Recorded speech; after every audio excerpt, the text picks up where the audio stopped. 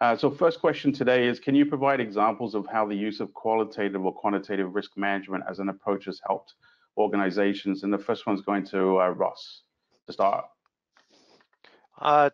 Thanks, Ken. The example I'd like to give is from a company that I have done work for. By using these methods, we've been able to identify places within our technology that we suffered risk, exposure, possible sources of damage that could be exploited. But also from other areas in our business, we were able to identify places where other sorts of processes, other sorts of, say, human resource protections were lacking. We were able to expand well beyond the technology only, which is oftentimes what my experience says people perceive this as a technique for dealing with. But we were able to expand it into much broader areas of the business overall and get a lot of value by putting up different sort of contingency plans where if some adverse event happened in or out of the technology, we would be able to respond effectively, minimizing damage and saving ourselves an awful lot of extraordinary expense. And that's one of the things that we try to do all the time, is make broader use of these methods to get that better, broader business value. Great. Vinny? Yeah, so I'll take up a example. So when we are talking about qualitative or quantitative risk analysis, it has its own set of advantages and disadvantages. Now, when you are doing a qualitative risk analysis, you are basically trying to understand the organization posture. In this given scenario, in today's scenario, most of the organization, when you talk about, are performing qualitative analysis in order to as part of the entire risk analysis process. Now, how it has served, and it has been working for many years for most of the organizations. But when you look at the set of understanding from the set of results that are coming out of this entire process, you will not be able to actually calculate the set of risk on ROI on some of the control environment that you have to deploy across your organization. Now, given the set of understanding, if you look at it, if you do not today, everybody wants to understand about what is the return on investment that you're getting while you are investing onto some of these pieces, and security is not something which has been left behind. I think everybody wants to understand. Now, when you look at it, the kind of environment that we are living in today is dynamically changing, and the set of processes that we are following in terms of doing the risk analysis have to be also looked into a manner where we are able to derive some qualitative output and then a quantitative output of the entire process. Now, given this the importance that we are talking about from an example standpoint, I think each of these have their own set of areas where you have to look at. Qualitative has its set of benefits, and quantitative has its own set of benefits. Today, you cannot only just go with one kind of a methodology, and you have to look at both of the parameters, which is both at the qualitative measures and then well as the quantitative risk management practices, in order to actually see what is best suited for your organization and how it is going to derive much value to the organization. No, that's great. I think one of the things that we're trying to make sure that people understand is that there's no such thing as kind of two camps. You're not siding with one type of risk management process over another, but the hybrid approach sometimes is really valuable and worth it. In case people didn't hear what I was trying to introduce originally, was the way this is going to work is we're asking questions and we're going to alternate between the speakers, and as we work through the process, sort of build a story around risk management and the importance of doing this. What we want to be able to talk about here is, and Vinny kind of touched on it a little bit, is sort of the ROI with using these different parameters. But so Vinny, the next question is going to go to you, is to kind of explain. It's one of the questions that I've heard in particular over the years from different organizations is, is there a return on the investment that I put into, performing a risk management assessment on my organization, for instance? So absolutely, Ken, you are right. Today, return on investment on security is an important topic, and which is even the board want to hear something out of it. Today, see, when you talk about in today's scenario, security is something which is like a Pandora box. You keep on investing into it, and then there is no limit where you can stop it. Okay, so there are so many things which are there out in the universe in terms of the products, in terms of the standards, in terms of the frameworks, and then for everything and anything to follow, you need to have some kind of a budget where you need to actually so you can effectively control some of these. Now, not sure if in case the qualitative and the quantitative is the debate that we are talking about, does it help? But obviously I have seen in set of my own personal experiences, qualitative risk analysis has been definitely the quantitative risk analysis has been definitely been able to help organization in terms of arriving to those specific set of inputs or controls which can be prioritized for the organization from an investment perspective. So if I have to talk about and put a little more information to it, when you are doing a quantitative risk analysis, you are basically trying to understand the control environment with the set of adversary that are there out there, and you try to understand your environment, your sector, your industry where you are operating. If you are able to narrow down onto some of these important pieces in terms of understanding what all are those attackers, what all are their attack patterns, what are their methodologies that they are following, at least you can start uh, building up some of the controls which where you are able to protect your environment, at least to the adversary which are very pertinent in your region or industry. Number one. Now, for that, you need to first have an understanding about what is it. So if in case you have lacking with some of the basic controls like firewall for that matter, or you have and in the COVID scenario where we are talking about, if you are operating out of a remote work remotely from your home, uh, there are likely chances that the attacker methodologies today would be that they would like to impact your desktops or your endpoints which are there, and then they would like to see if in case they are able to penetrate into your router or switches which are there at your homes, and then probably try to take control of your desktop. Now, from an organization standpoint, you have to understand that while these some of these communications are happening from your endpoints to your organization systems and infrastructure, what are the controls that you have deployed?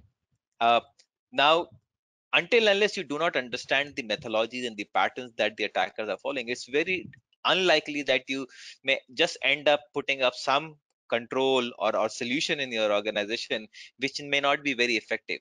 So to reach to that, you have to come across with some kind of solutions or practices where you are able to identify the list of or the set of risks which may have a direct impact to your organization given the current scenario or the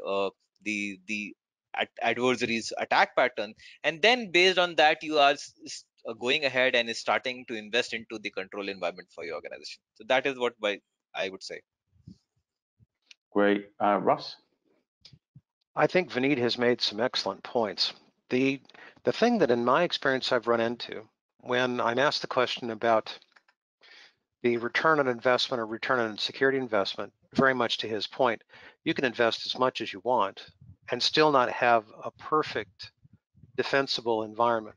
And that's one of the problems that senior executives and board level have, is that no matter how much you spend, it will never be perfect because there's always someone clever enough or devious enough to either penetrate it through technology or through the human element. What I find is a very effective way to, shall we say, direct their thinking on this is to think more in terms of economic value add. And I define it this way. You put in place a device, you calculate how much you want to spend on that device, and think about its functionality. When you think about that, you're solving a problem, but you can solve it for $1,000 or $5,000 or $10,000. Again, illustrating the point that Vineet made about you can spend as much as you want. But the economic value add is about looking at what your loss expectancy is before you do something and what it is after you've done that particular thing that you're thinking about doing.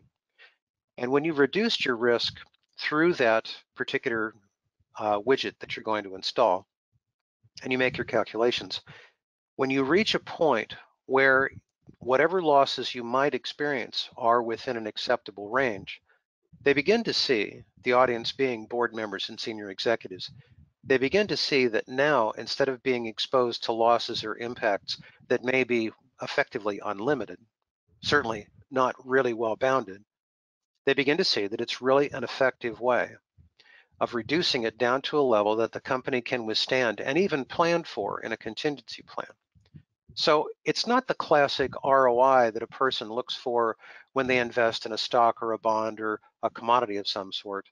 It's a better way of looking at how smart you can be when spending your money to get the best value add and an appropriate level of risk reduction, potential exposure and damage that is, by spending intelligently based on a risk management method. No, that's great. I mean, it used to be, especially when I first got into this, it was really difficult. You know, I get asked the same question, like, how do you measure that? It was really a tough thing to do back then. But in today's world, it's a lot easier. There's a lot of studies and research has been done out in the industry that actually describes, you know, what does a piece of data cost if you lost it. To your point just now, the one benefit that I think I can actually point to with confidence is having had so many more events, we are now getting much better data about what the losses are, how they're caused, and just Exactly. how large they can be. So if anything positive comes out of it, it gives us a much better foundation to make these analyses and calculations on. Yeah, exactly. I mean, every day we're bombarded with how much it's cost an organization in order to in recovery costs, and there's so many other things too. Like there's also when we talk about reputational damage, that reputational damage it lives on in perpetuity because there are Sure. thousands of news outlets out there that are absolutely hungry for anything cyber news related. So your organization ends up in the media and it just lives on forever. There's a lot of organizations that have already done analysis on what a breach costs. Those things are already there, which we didn't used to have before. So, you know, even if you couldn't pinpoint exactly what the ROI is for an organization, you just need to reference these other materials from the research to be able to say, well, you know, do you want to stay in business? Do you want to understand how to suffer a loss? As to your point, as you made earlier, Ross, so many businesses don't survive these breaches at all. So the That is very ROI true. was, That you is know, very ROI true. is it's Correct. easy. The other thing, just to kind of put another point on it, one of the things that risk analysis, risk management allows you to do is to weigh the secondary and tertiary effects of these events, which are very much exactly what you just spoke of. Classic analysis only looks at the primary impact, but it can be, as you said, the reputational damage and that sort of thing, a secondary effect that can be far more costly. And because it is almost hidden, you could say, it's very difficult to calculate. However real we know it is, it can be extremely large, and to your point, it can threaten the business's existence. Hmm. Absolutely. No, that's great. Any last points on that, Vinny? Yeah, so I'll definitely add on to what Ross has mentioned that today uh, the security or information security or cyber security when we talk about is not a technology issue, it's a business issue. Okay, it's related 100%. to business. Absolutely. It's something which is related to the digital assets, and whatever information you hold today, whether it's a PII or it's a PFI or it's a client confidential information, each of these information carries some importance for your organization because this is which is going to help you in terms of achieving a business objective. And any compromise on any of these assets through any of the mechanism may be liable to some kind of a penalty for your organization. Now, either it could be a penalty, it could be a loss of asset, it could be a damage, it could be a reputational loss for the organization, it could be a productivity loss. So there are various factors and parameters which are associated with it. Now, one, if we say that there is one silver bullet which can be able to track everything and help the organization to overcome all of these issues, I would say no.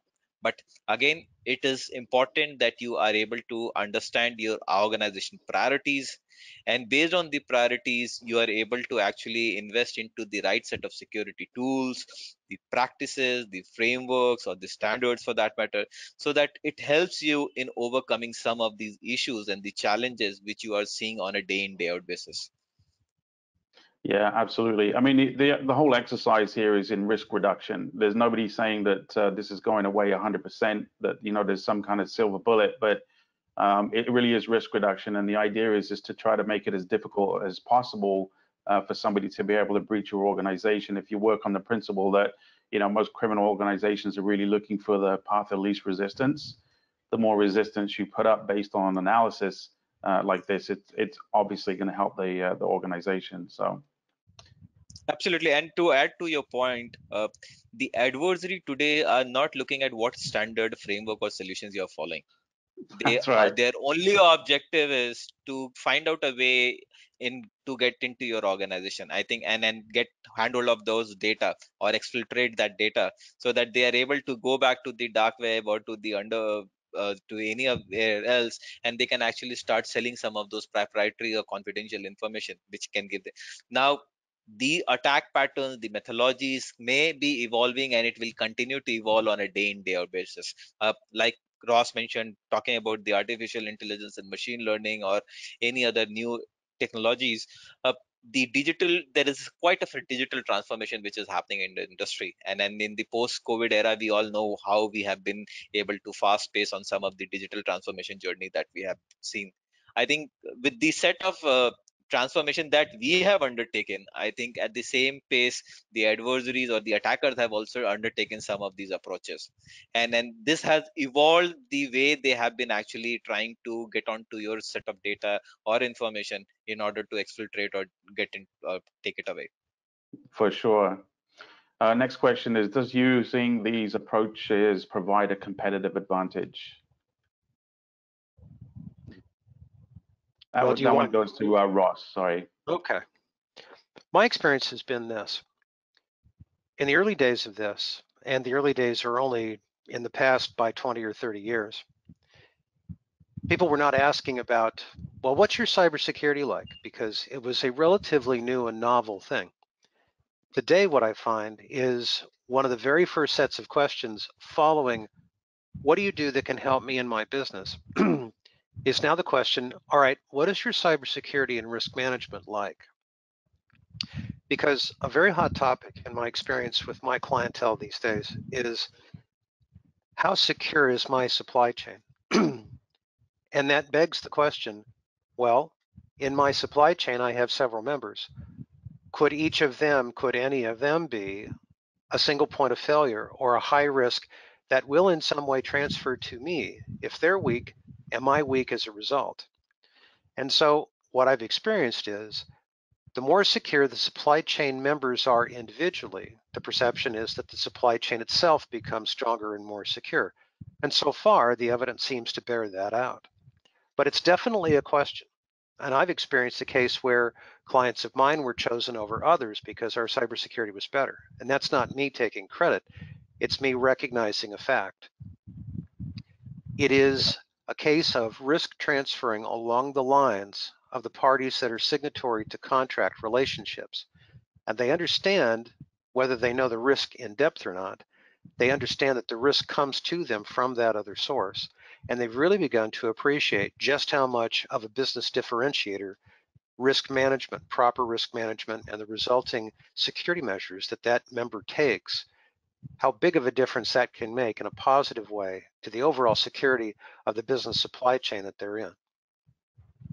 Yeah, that totally makes sense, actually. I mean, I've seen myself, I've worked with a lot of, when I say small companies, I mean, they're 10 people, but they've got multi-million-dollar contracts with really, you know, ginormous companies in the world. And those people take seriously, you know, security very seriously, and expect those companies that they're dealing with to take that as well.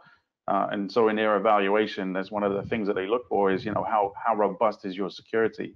Because if I'm entrusting you with, you know, my IP or anything related to my business, I need to know that you're doing everything you can to protect that. So as you as a small business, the question. Yeah, exactly. Vinny? No, absolutely, I agree to Ross and you. But I think each of the processes have their own set of advantages associated with it. Obviously, if you are a more governed organization and you are able to demonstrate the best of the class security to your competitors or to your even to the customers there, obviously you have a competitive advantage on top of it. Uh, we have seen that many organizations, so large organizations also have a control environment, and then have two distinct kind of a control environment. And then when you compare, so an organization could be just an ISO 27001 certified versus an organization which is following some of the best practices standard like NIST for that matter, or uh, uh, ISO 27000 and including 22301 or 31000 for that matter. Obviously, an organization who have most of the certifications would obviously be given weightage. You don't know the what is the control environment and how they have been able to gauge to the certification, but obviously it has its own set of competitive advantage over the other.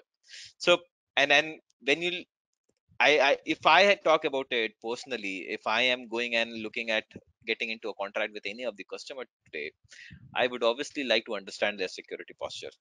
And obviously I'm not going to do an audit or a due diligence on top of it, but I would definitely be like to see what all certification standards or best practices that they're following, and then I'll go with the words that they're talking about. So obviously that gives you an edge. Obviously some of the practices that we are following across our organization, either is a qualitative or a quantitative or a hybrid, obviously gives an advantage over to something which has not been completely been followed across the organization, and an organization which is not even doing the smallest of the piece from a security standpoint. So you always see to gain an advantage out of it. Yeah, no, it's very true actually, and one of the things that you mentioned that was really important is, and I talk ad nauseum about in any presentations I do, is the importance of following a best practice. You know, follow something. If it's CIS, NIST, you know, ISO 20, like something, because especially for global organizations, where if you're using a global standard, for instance, that the whole company can get behind, it means that, you know, any independent audits that are done around the world by, you know, established auditors, you know, they recognize what these are. They know what these standards are. You know, it's not some cherry pick thing or custom made best practices that somebody came up with, and it's different for every you know, business unit within the organization. So yeah, it's a very good point that you brought up there as well, especially from both of you. So next. So this is a really important question actually, because, you know, as much as we like to talk about the idea of following best practices and using, you know, trying to develop a risk management program within an organization, you know, one of the questions that always gets asked is like, how difficult is this going to be? Like, we're not used to doing these things. We're literally starting from scratch. You know, what are some of the challenges that you've seen out there when you're working with organizations around, you know, trying to use these approaches? And that question goes to Vinny. So I would say any of the approaches today you follow, cyber risk quantification as a process itself is a little complex, and then nobody can just shy away from it. uh, it's a sophisticated process. You need to understand the set of formulas that you're going to adopt. There are various set of frameworks which are there out in the market. What is the best optimal for your organization? So just to give an example, and before we actually hit the cyber risk quantification piece, even when you talk about the initial, which is the ISO 27001, and when we are used to talk about qualitative risk analysis, at that time also a lot of people have a struggle whether we are going to use some kind of an octave methodology in terms of following it, or we are going to follow Mehari, or we are going to just go ahead and just do a normal general risk management, and we'll customize our own set of framework, or which we are going to follow across the organization. The debate was still there at that point of time. Similar is the debate today, even when you're talking about cyber risk quantification. There are various set of frameworks, there are various set of solutions which are there. uh, which one to follow, which one not to follow, I think that debate is still there, and I think that's the legacy debate. But my only point of view would be that, see, anything which you try to do something new for your organization and try to adopt, obviously you will come with some challenges, and once you have been able to overcome those challenges with the set of methodologies and framework that you have adopted best suited for your organization, I am sure the war is over for you internally and externally also. So once you have been able to adopt any of the solution tools, they might be following different set of methodologies, standards, in order to really process and manage some of these pieces on the ground for your organization. But I think I would say that pick up any one of them and start just going following it religiously from your organization's perspective. And once you have started doing it over a period of time, you will see that it's a cakewalk for you, and you will be able to easily overcome the challenges that you have been facing in the erstwhile. Russ? Well, the challenges that I see with this, first off, this is a practice I've been using since early in my career, and the challenges that I've encountered generally boil down to some things that are fairly mechanical. But there's one thing in particular. First off, people need to understand the difference between a security framework like the ISO or the NIST or any of those, and that is actually a framework that follows the understanding of risk, because you have to know what you're going to fix. Understanding the risk part helps inform you about what the framework will then do for you to counteract the risk that you're going to find. Another challenge that they come across is doing a qualitative risk assessment is relatively easy.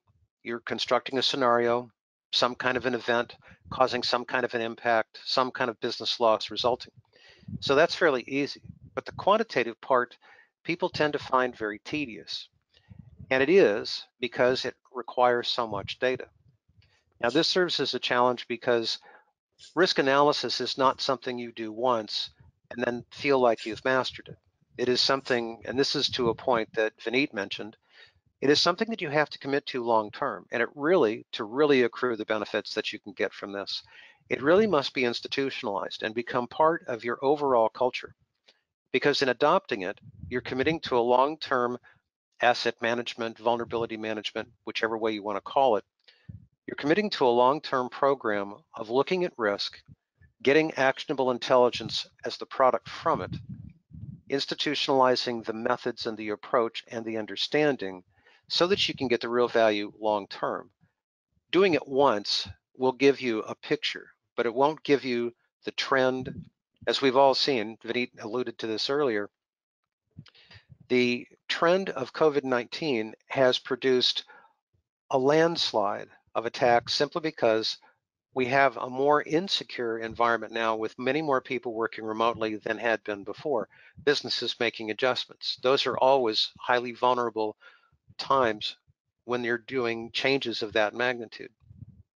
You first have to pick the methodology you want to use, and it needs to align with the kind of business you're in. Some are better for certain kinds of businesses than others. That's one of the challenges. They don't know quite how to choose. Second off, committing to it is a problem because of the tedium of doing quantitative, the, shall we say, the loose data, because data quality matters in all of these, the questionable data quality that might come with qualitative. And so they are put off by the mechanisms themselves. These things tend to be automated in certain systems. There are products out there that will do this, but they still don't defray the tedium of actually going out, finding the data, putting it together, painting a picture, and then coming up with a way of analyzing it. Then the final challenge that I come across is your data gets questioned, your results get questioned. And sometimes it's a case of they simply don't want to hear the bad news, your audience that is. They don't want to hear the bad news because it means they're going to have to take money away from revenue generation, because the fact is this is a cost. And they don't want to do that. And the bad news basically backs them into a corner, and they don't particularly like that because now that they know, they're going to be expected or even required to act. There really isn't a way to overcome that unless you commit long-term at an enterprise level and institutionalize the process. There's a tremendous amount of business value to be gained from this, as we've already discussed in this webinar.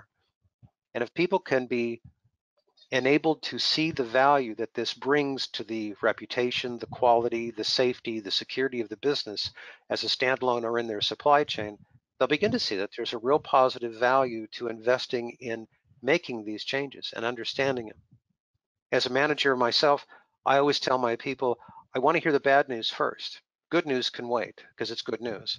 But bad news addresses something that needs to be addressed now. That's how the good can be seen in this risk management information, because it gives us a chance to fix something that will improve things for the future. A cost now perhaps, but it can produce better revenue, better and stronger customer relationships in the future. So overcoming those challenges can really make a difference, a positive difference in the culture and the performance of the organization that chooses that course. Yeah, no, both of you came up with obviously really great points. One of the things that I wanted to tack on was mentioned earlier was the fact that doing these risk assessments is really important as a first step, because you really need to understand what are the challenges for the organization, because it's not just about technology. It could be just literally where you exist in the world. There could be geological challenges. There could be, civil unrest. There could be any number of different things that could jeopardize your business. These things really need to be identified up front, which will then inform whatever standards or frameworks you then put into place there, because now you have an understanding of where you need to spend money and resources to be able to best protect the organization based on that understanding of risk. So all really good points. Next question goes to Vinny. How do you address the problem of inaccurate information being used to determine risk in an organization will ultimately lead to inaccurate results? And this speaks to a little bit about the question earlier, because the challenges around putting this together also plays into how you put this together as well, the information inputs that you need in order to start a program like this in the first place. So I'll take that, hand that to Vinny. No, so absolutely, Ken. I think if you have the wrong set of information which is coming in, it will obviously going to have an impact on your entire risk analysis process. Uh, but if you look at it today, when we were talking about qualitative risk analysis, is again a subjective process, right?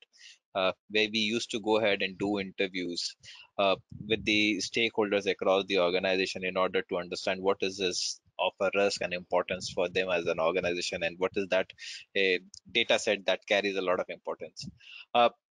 Given that point, a lot of times we have seen that these informations maybe or may not be accurate to the T of for the organization, because everybody have a different set of understanding, everybody have a different set of view in terms of understanding how the data has been managed and flow.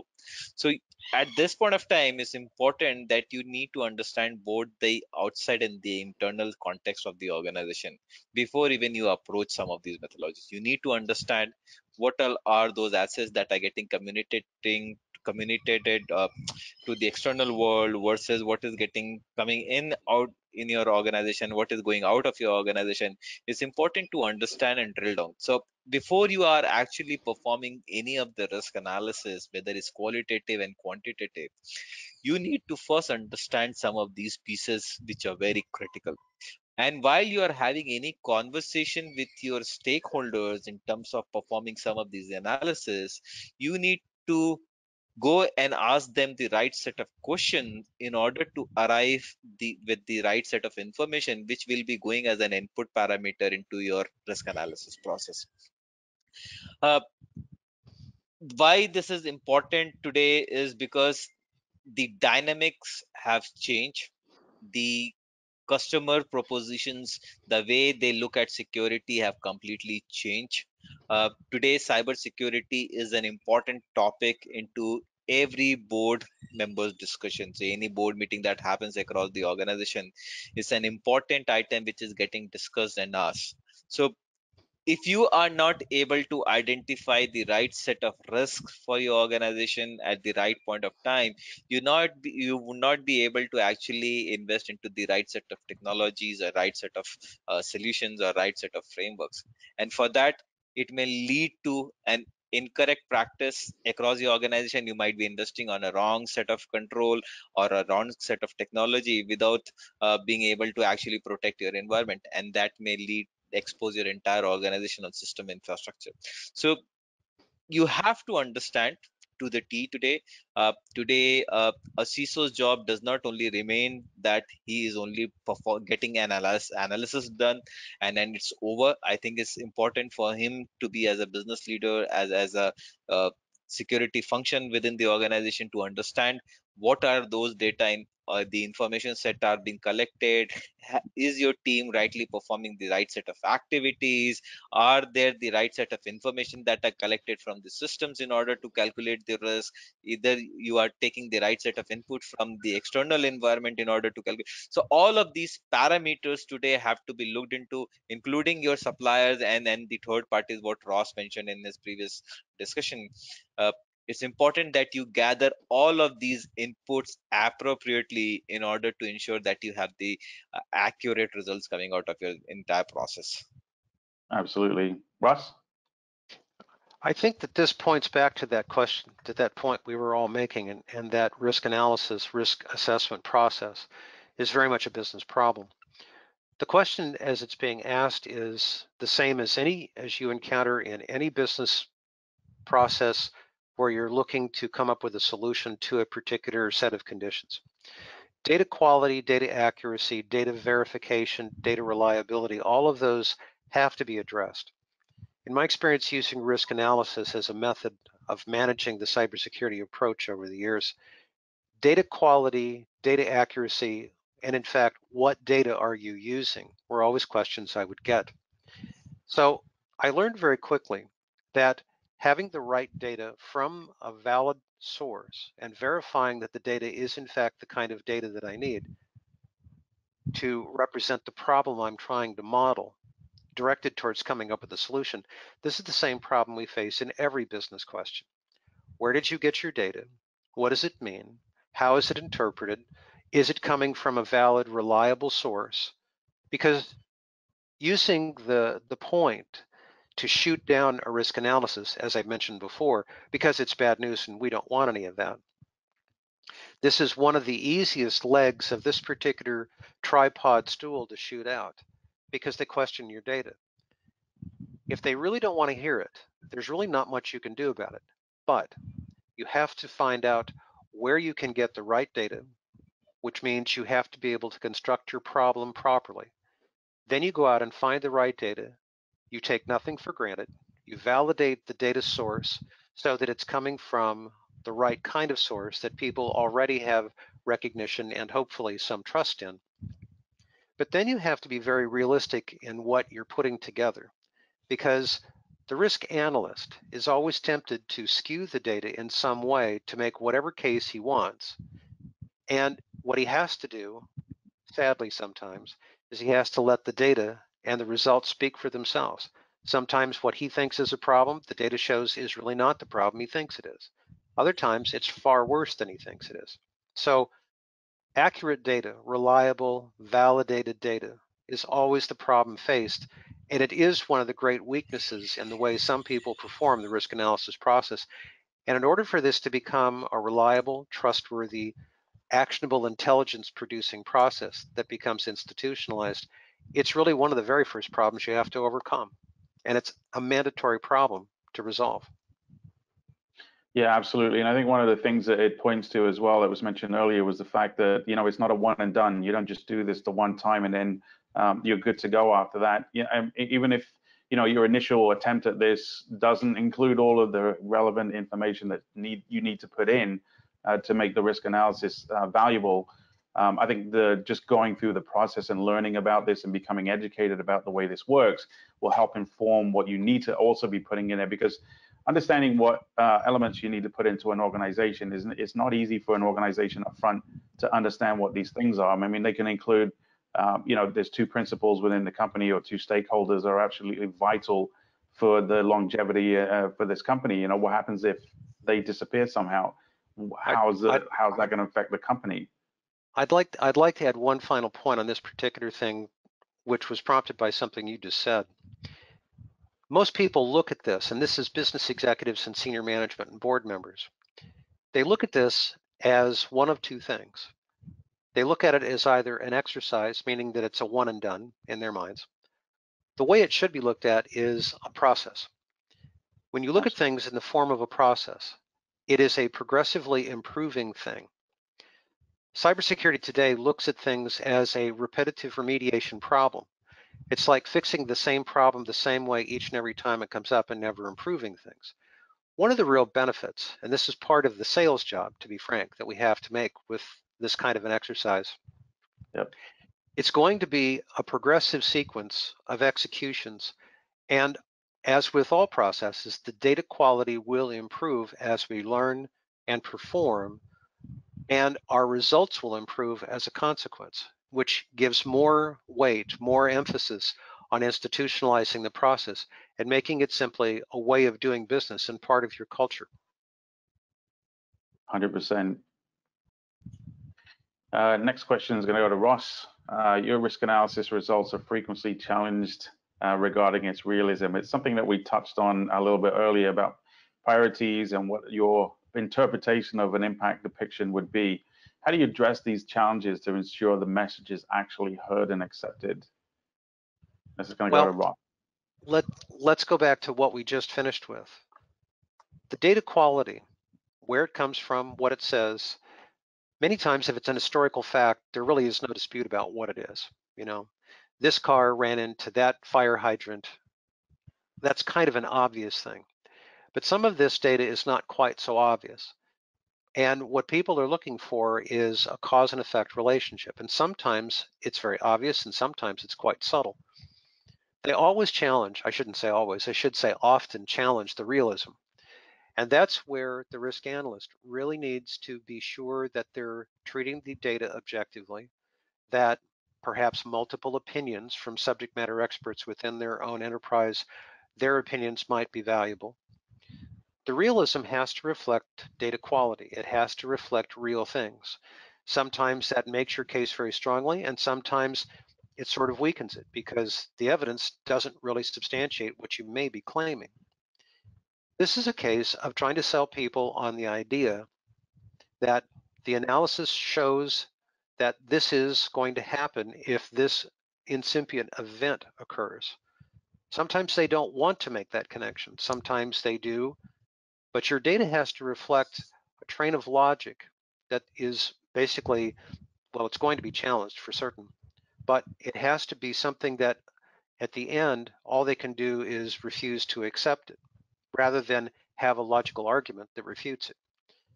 When I present this sort of thing to the customer, which is usually to a board or to senior management, I have to know my audience. I have to understand what they're going to do in the way of poking holes in any analysis that's brought in front of them and prepare for that. I have to be willing to admit that these things are questionable.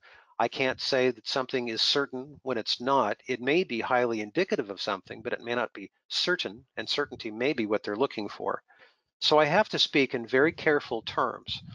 The feedback that I get from them when I do this tells me whether or not they're hearing me because they're open to it, or they're not hearing me because they're not open to it.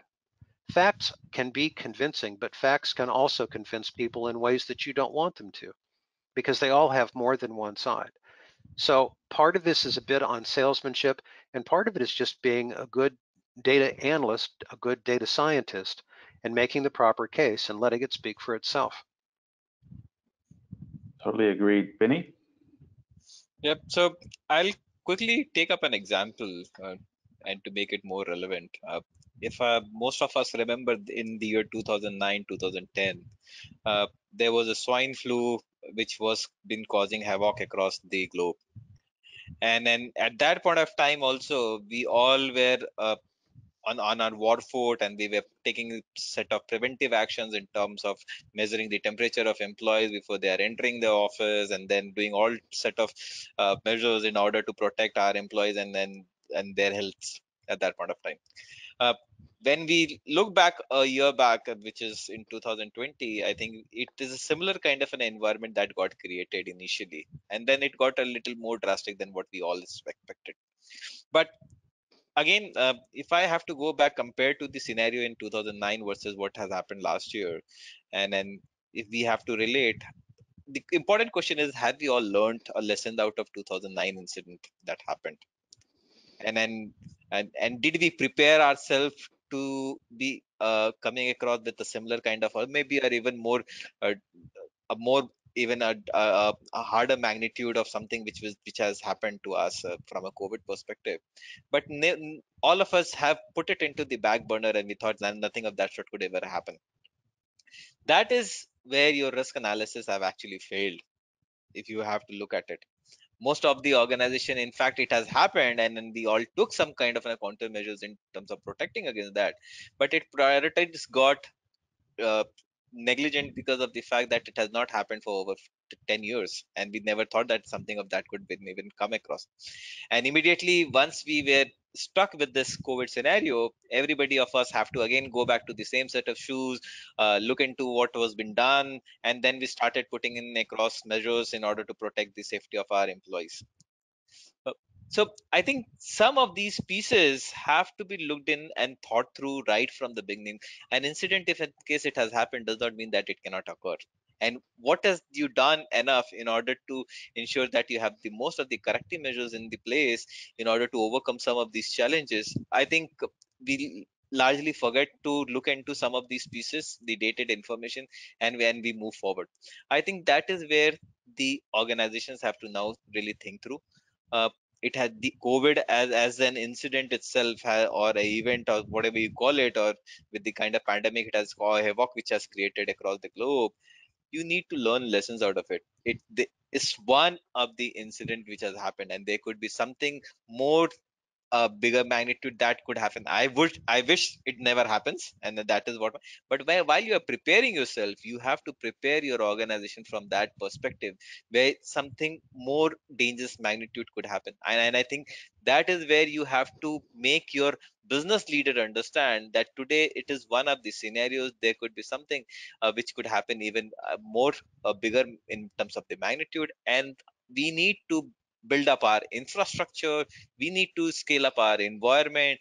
We have to scale up, adequately provide training to our employees across the organization, so in case of a business continuity, in case of a business uh, any kind of a disaster in the future, we are able to well recover in time, and we are able to keep our employees and then the organization's information safe at the most of the safest place. So that is where I'll talk about. Yeah, actually, you made a good point there because being able to identify these risks and they do feed into things like your disaster recovery and business continuity. I mean, if you look at what happened last year, it was basically a complete debacle, right? So all of a sudden, COVID happens, everybody has to go home. IT departments don't have a way for these people to come in. So what they do is they poke holes in the firewall to allow people to directly access their machines at work. And then, this is a haven for the hackers to be able to get in because they run a brute force attack and you're in. 2 years ago, Verizon actually, their report that came out said that 50% of ransomware is a result of people just being able to get in through the firewall. So this points to really bad planning or lack of planning on the part of these organizations without doing a proper risk assessment. Another example is emergency services. The hospitals, for instance, they'll come up with scenarios where there's a massive collision on the highway and lots and lots of casualties. Nobody wants to see that happen. But in the event of something like that happening, they need to be prepared for things like that.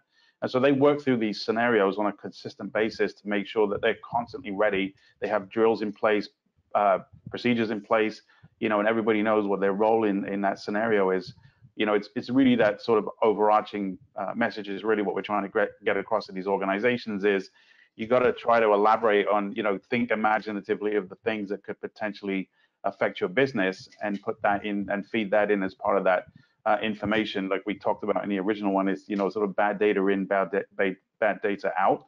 And so you really need to try to think through all of the things that could be a risk to your organization. We talk ad nauseum about the reasons why organizations need to do these things, and I'll pose this one to I think it's Ross. It's your turn to be able to accept. No, actually, Vinny. Let's go to Vinny. So, why is there a lack of acceptance of quantitative methodology?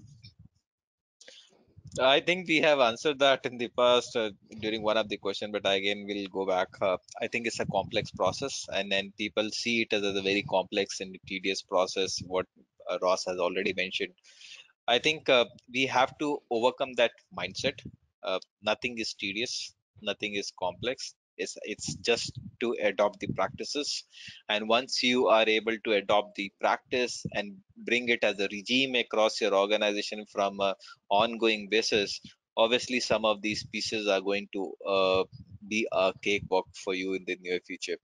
Uh, One of the important pieces that while everybody look at it quantitative, they say that okay, there are formulas which are associated with it, and then the moment the formulas or the simulations come into picture, people get into a panic state, and then nobody really wants to uh, get into that kind of a method where numbers and I think in some of the conversation Ross also talked about the numbers. So these are all about numbers. So, and when you talk about numbers, if in case is actually going to talk about or derail if in case is directly going to have an impact, and if any of the numbers go wrong at any point of time, it may have a quite a devastated effect on the entire process that you have followed. So when you go back to a management and you say that okay, no, we were initially calculating a score of let's say a 4 out of 5, and now while we are reperforming, I see that there is a decline in terms of the ranking from a 3 from a 4 to a 3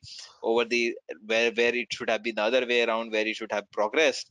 uh, it may cause a lot of havoc across the organization and even across the senior leadership across the organization.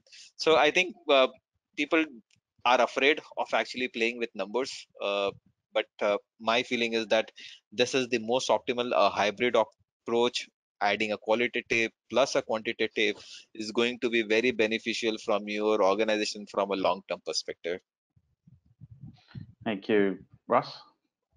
I think Vinny's point about it being a tedious process, if I look at it from a strictly human factors perspective, that's the main reason.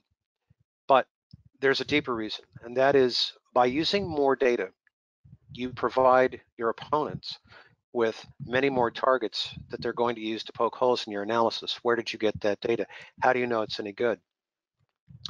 There really isn't a way that we found that really automates this process better. And I think that there may be an opportunity here to, now that we've got more data available, to take a quantitative method using qualitative methods, to Vineet's point about the hybrid approach, using qualitative methods as a way of visualizing and validating the kinds of numbers, the types of numbers and sources that we're going to need them from. It may be possible to generate process automation algorithms that can help with better accuracy, better results calculation, and so on, and streamline this process a bit. But the plain and simple truth that I've encountered is it's just a tedious process.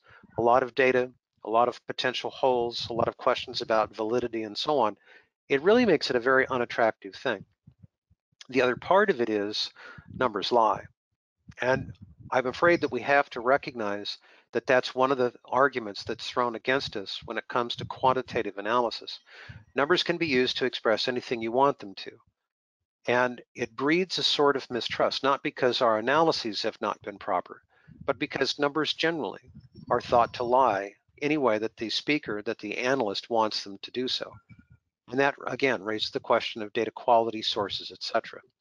So by doing this more, by doing more of it and doing it properly and letting the results speak for themselves, we can build up the credulity that gives our results the kind of recognition and acceptance that they need. So I think that a lot of it is just human factors and distrust of numbers generally, but I think it's also an opportunity where we can counteract that by doing better jobs at building automated processes, building better algorithms, and just working with it over time.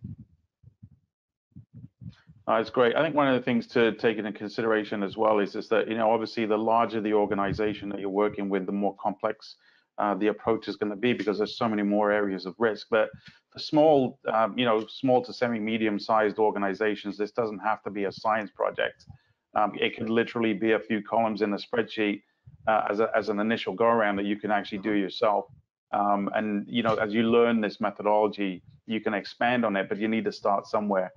So I think it's really important to understand that there is a difference in the amount of effort that's required to get this going, depending on the size of the organization. Ken, one quick thing. I think you hit on something key. The size of the organization brings out the old joke that we always make about how does one eat an elephant. If they look at a large organization, no, I think that this is very real.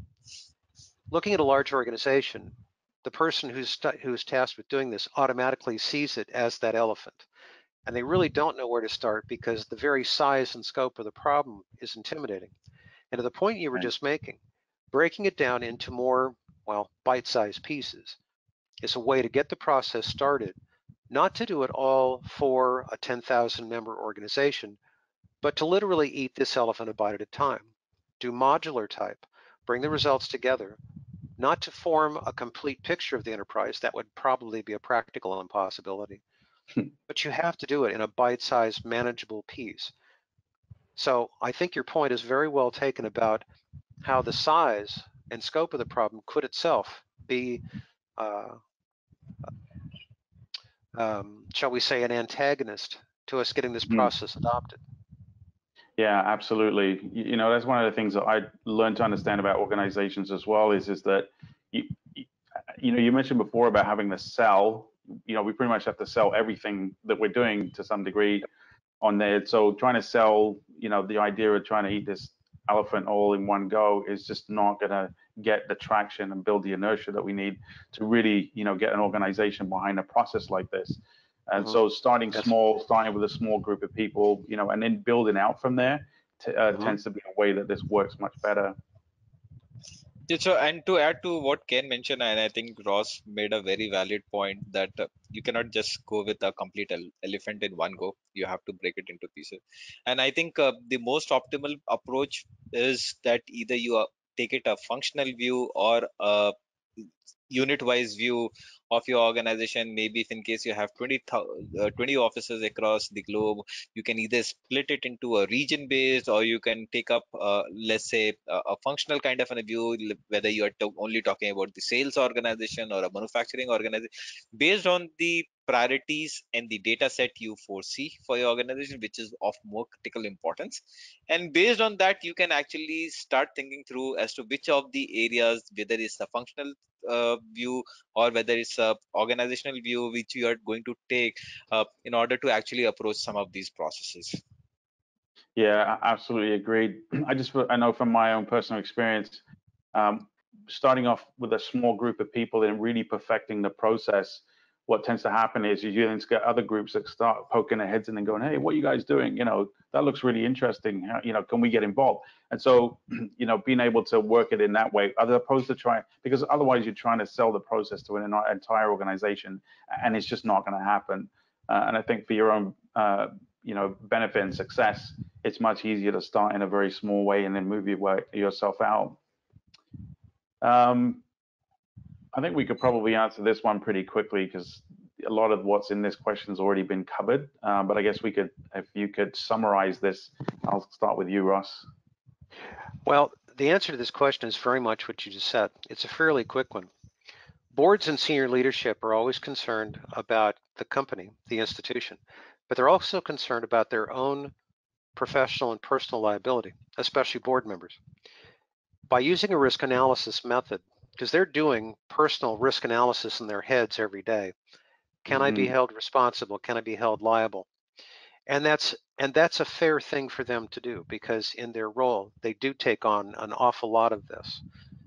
So by using a method like this, we can help, well, guide their thinking by informing them better about exactly what sort of liabilities. The problem that we face is once you've learned of a problem, there is almost even a legal requirement to do something about it if it's possibly negative to the institution or the workforce. And once you know, you're expected to act. By informing them, we put them in that position. But leaving them hanging like that and not giving them a way to constructively, creatively, positively approach the problem is like leaving them on a raft with no water and no food. And that's exactly how they feel, very exposed. So present a problem, present the facts, present a solution is a way of addressing this in a way that they can now act upon positively, effectively, and manage their own personal risk as well as the institutions. Absolutely agreed, Benny. Yeah, so I think I'll add to what Ross' point. I think there are important parameters that are derived out of the entire quantitative risk analysis. One, it gives you the financial impact It gives you the dollar value in terms of what is going to have an impact to your organization.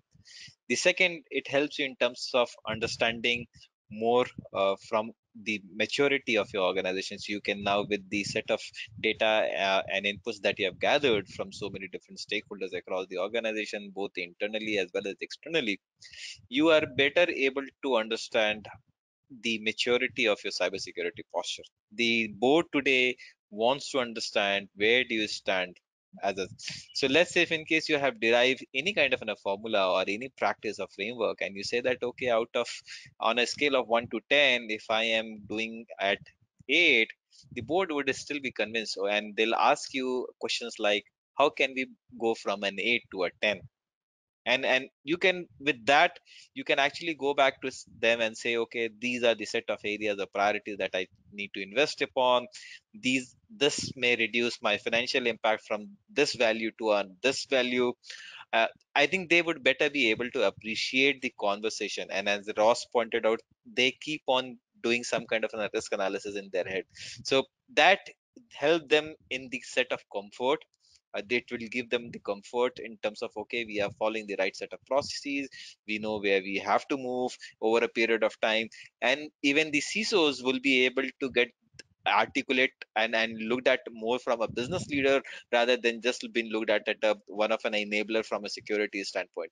And you will be better able to communicate to the business function across the leader, across the organization.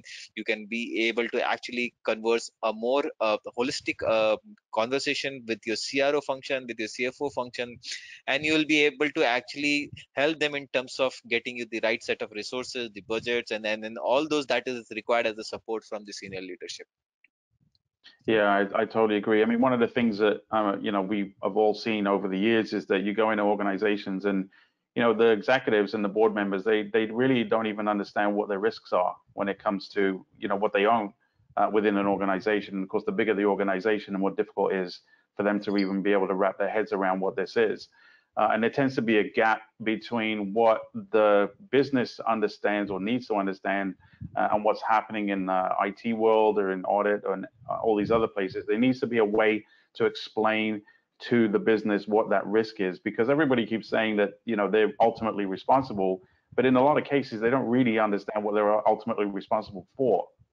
And so being able to make good decisions around what they need to do and spend, and what resources they need, and technologies and processes and everything else that they need, this is not presented to them in a way that makes sense from a business logic perspective, it's not going to get off the ground. And there seems to be a huge gap between the operational side of the business and what the business understands that's actually going on. So again, the importance of being able to adapt a process like this into an organization is really paramount. Final question on here actually is, it's a good one actually. What are your projections for advances in cyber risk management? We'll give that to Vinny. So I'm sure with the advances that are happening, with the set of technologies that we are adopting, again, I'm not qualitative and quantitative debate might not only end up here and there. I'm sure with new set of IoT, getting into the IoT world and then talking about the artificial intelligence or machine learning, we have to start looking at adopting some of the new advanced practices which you can be able to better embed into your entire control environment and manage. Uh, the technology is going to keep on evolving, and your assets and your information is also going to keep on evolving, including the adversaries and their attack patterns are also going to evolve. So there, I will this be the end of the show from a qualitative or a quantitative? I am not sure at this point of time, but we will have to wait for the future to come. And I'm sure as the time evolves, there'll be some new practices that you have to follow in order to overcome some of these challenges. Russ? Well, I think this is one of the things that I can kind of tip my hand a little bit. As I mentioned before, people don't like doing this because A, it's a tedious process, and B, all you get out of it is bad news. The problem has to be overcome by advances in, first, wider adoption, better data quality. But overall, what we have to do is come up with a way of getting the data from the right sources. And as I said earlier, the fact that COVID has brought about a lot more of this kind of data, impact, attack, and that sort of thing. We have more data available. When we use data and we use these models, and the models have been around for quite a long time, actually, we can bring machine learning, process automation, and so on, and develop algorithms for how these things actually work. And then, of course, we go through the process of that. So I think two basic things will work to our advantage in advancing the adoption of cyber risk management. First off, we apply the same sort of business logic that has developed the quantitative tools that businesses used for the better part of the last century and a half, maybe much longer. But we also have to develop some things that really take valid data source and data elements and generate outputs that can then be validated by the evidence that the world produces from these kinds of models. And I think machine learning, AI, and that sort of thing, and different sorts of agencies, meaning machine agents that rest on various kinds of machines to give us monitoring data as a form of validation. I think if we can advance that part of the technology and get more and more people and more organizations to adopt risk management as an institutionalized process, I think overall we're going to form maybe a small tidal wave, but a wave of better adoption, better products, better results, and that sort of thing, so that it becomes more a normal, natural part of how a business does its business. Yeah, I totally agree. I mean, and your points around AI are really valid, because if you think about the way we typically do things in today's world, it's a lot of it is a very manual process. It takes up a lot of people hours. It takes up a lot of time. Companies have to invest in a lot of resources to be able to manage things that are very manual in process. And what this does is it does introduce risk into the organization, because you're allowing humans to perform these processes, and if they break in any way, that's not always easily observable. Hence the reason why so many companies are getting taken down by ransomware. It's really ubiquitous. But I mean, I've seen for myself how AI is actually helping organizations to be able to consume these processes in a much faster way, and allowing the people that are actually responsible for them the time to be able to do the work correctly, efficiently, with consistency as well, which is another thing that's really needed in this world, is a lot of consistency, a sort of discipline around the way you tackle these things. Yep, agreed. And that's it. This is time for our question and answer period. Thank you very much, gentlemen. Thank you. Thank you. Thank you so much, Vineet, Ken, and Ross. I think it was such an informative session for me as well as our audiences. They have been very, very intrigued about this session, and we have a lot of questions to answer. But before we move on to a question answer, just would like to give a little bit of information for our attendees. So this session is in sync with EC Council's Computer Hacking and Forensic Investigator Program, which is CHFI. So this maps to Forensic Investigator and Consultant Digital Forensics. Anyone with CHFI certification is eligible for 4,000 plus job vacancies globally, with an average salary of $95,000 US per annum.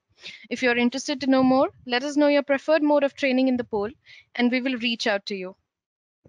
Okay, so Ken, can we move on to the questions?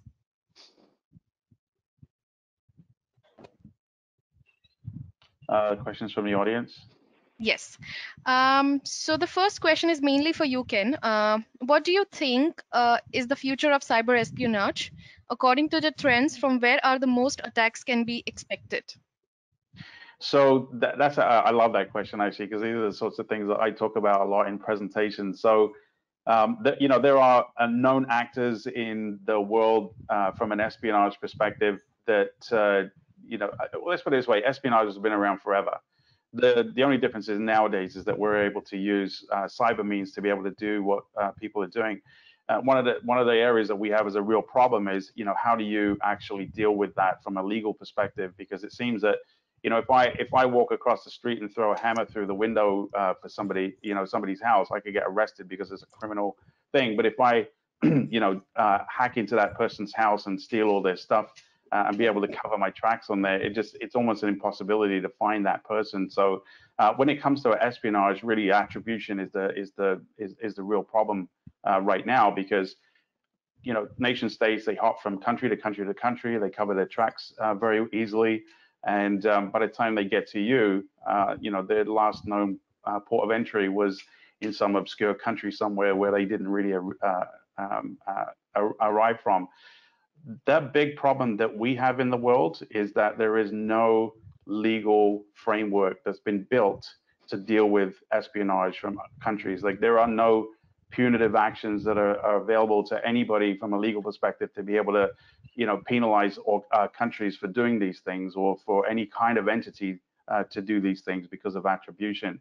Until we get to the state, one of the things that I don't want to belabor this answer, but one of the things that I see that's a real problem for us is that, we come up with legislation to be able to fine companies into oblivion because they make mistakes with cybersecurity.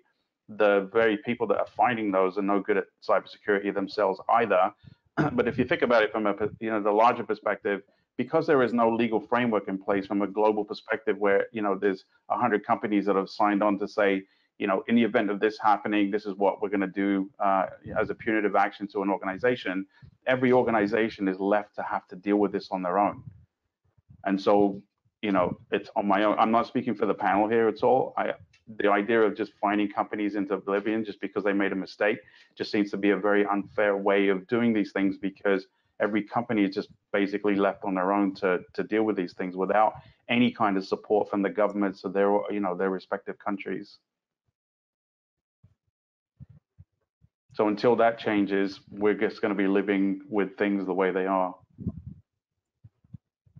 Okay. Thank you so much. Vineet, Ross, you want to add something to it? The only thing I'd add to Ken's point is, from a legislative or legal construct standpoint, as long as there is self-interest in any government having its own espionage, or for that matter, a private enterprise, as long as there is an interest and an advantage to them, they're never going to be in favor of doing that. Countries will never cease having intelligence services and espionage agents, because it's always them protecting their own interests or seeking economic advantage or military advantage, obviously. So I wouldn't expect a legal framework to capture and prosecute international agents on this level for as long as there is the billions and even trillions of dollars wrapped up in advantage by those who do it. Very good point. Sometimes the problems that we face really are a case of following the money. And I think that in today's world, with much of it being economic type espionage, industrial rather than military, certainly there's still a presence of that. I think as long as that's the case, following the money is going to be a pretty clear indicator of who's doing what, and why there's very likely never going to be a universal legal framework to prosecute people for this. I think, and then just to add to what Ken and Ross said, I think the cyber espionage has not only been limited to in order to gain access to the confidential information of the military or the government agencies. I think it has gone way beyond that right today. There are nation state hackers who have been sponsored in order to gain information through these vaccines which are getting actually manufactured, and then I think it's been sponsored by the nation states themselves. So if you have to look at it, I think we are going way beyond than what we were expecting at this point of time. I think the damage is again but however, if you look at it, the damage has been started happening to some of these firms, and then given the extent of damage that is happening, it may be eventually be who will be impacted. This is the general mass who are there associated with them. They are going to get impacted. So I think everybody has to think through today in the given scenario, and obviously I'm not going to see that this is going to get stopped at near time soon. Obviously there'll be a surge in terms of some of these pieces, but you have to be very cautious about while you are adopting some of these practices. It may have a larger impact to the larger community, so you have to take into account on those pieces.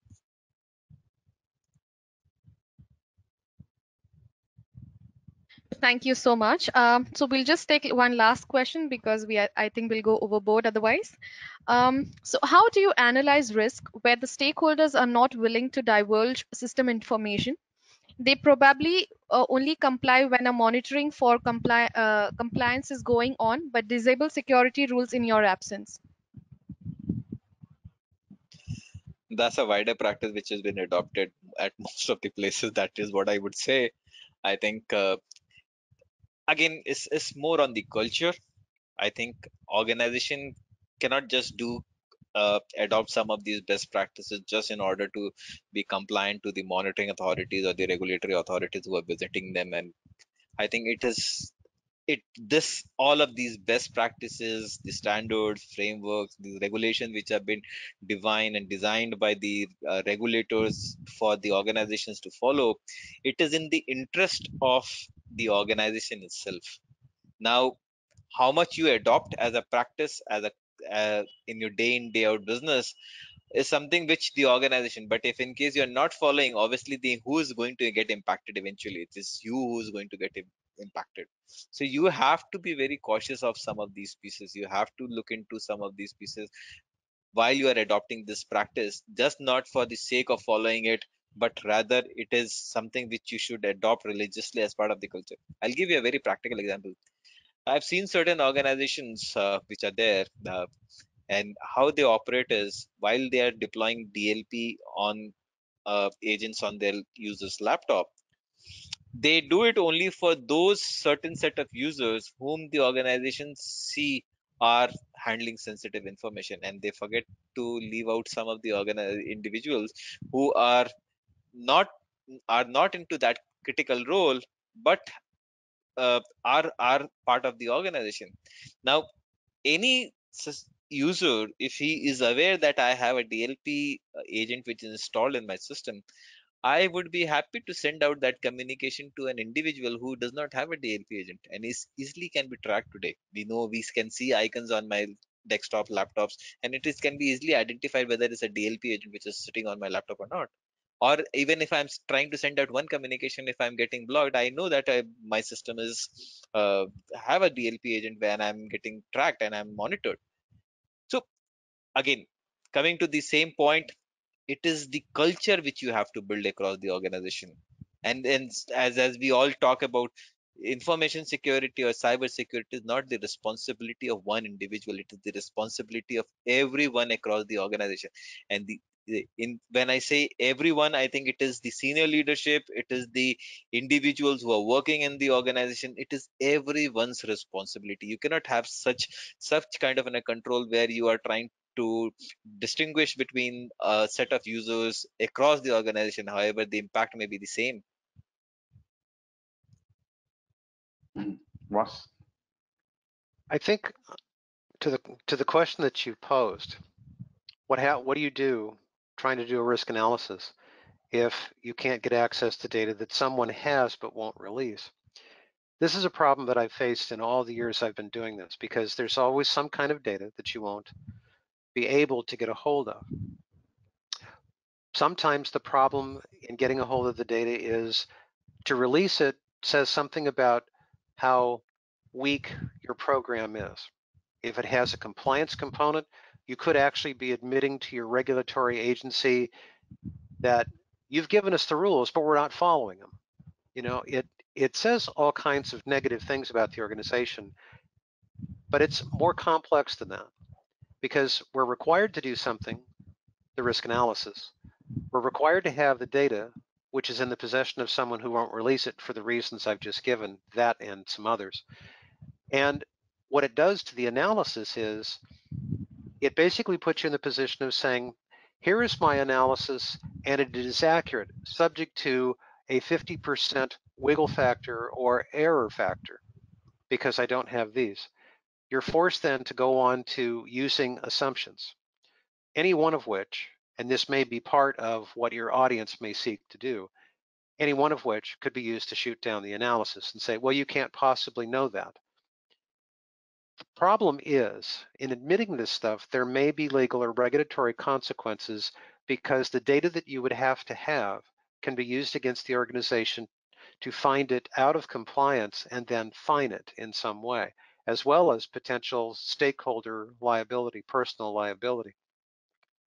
So it's not a simple problem to solve because of the various issues that may have nothing to do with the quality of your results. It may have to do with other extraneous factors. And this is part of what we've been saying in this presentation, that it needs to become something that is understood, accepted, and institutionalized, and then practiced with commitment. But you have to work through all of these non-technical, more human-based problems to try to get that done, and that will take time. And that's probably a more difficult part of the battle than just coming up with the analytical methods and the framework. Yeah, I think that it actually presents itself nice and neatly for the whole concept of risk management, where you identify the lack of information as being a risk to the organization and present that as part of your results, because it is a risk, because you don't know, what the lack of that data actually means for the organization. It could be that it's detrimental to the organization. You could end up in serious fines, or it could be that it's very benign and it really means nothing. But without understanding how to, understanding the risks around not having that data is a risk in itself and should be identified as such, with a very, very low score or high level of risk associated with it. Could be a way.